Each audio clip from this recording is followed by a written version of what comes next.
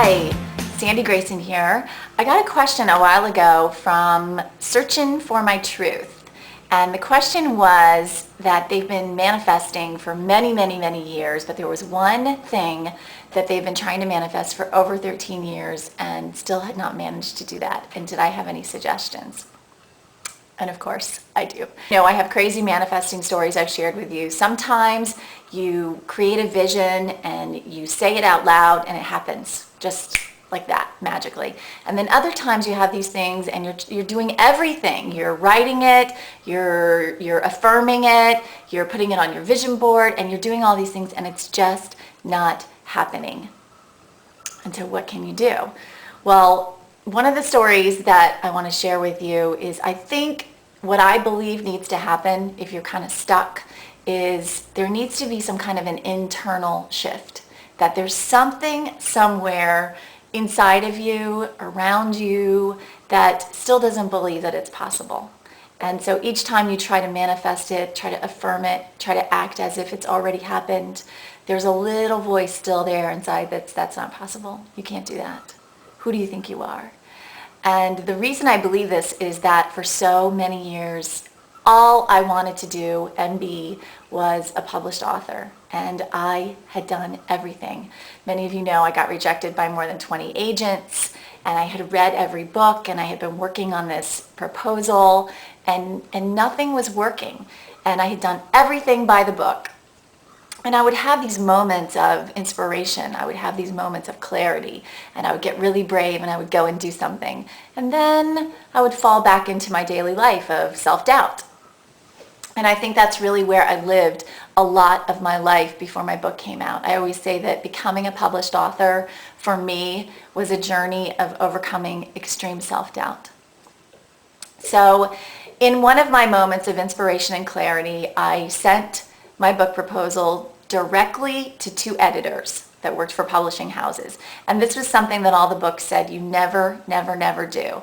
I had been personally referred to them by one of the agents that told me no. And so I finally got up the nerve and I sent it to both of them. And I got a rejection letter almost immediately from one of them, and then I never heard back from the other one. And I never did anything to follow up.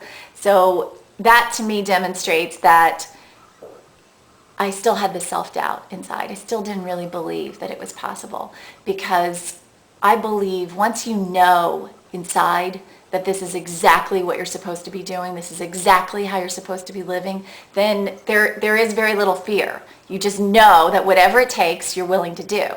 So 3 months went by since I had sent this proposal, and I was standing in a bookstore and I was buying a gift for a friend.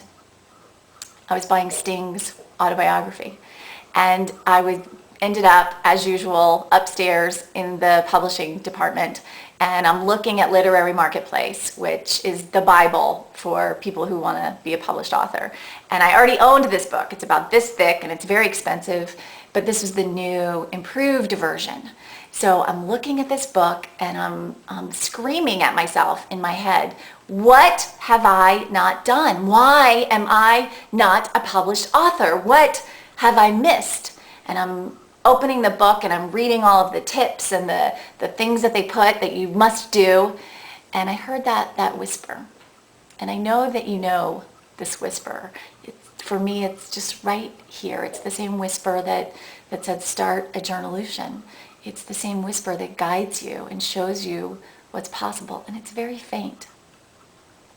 And the whisper said to me, as I was berating myself, Sandy, you already have everything you need inside of you to be a published author.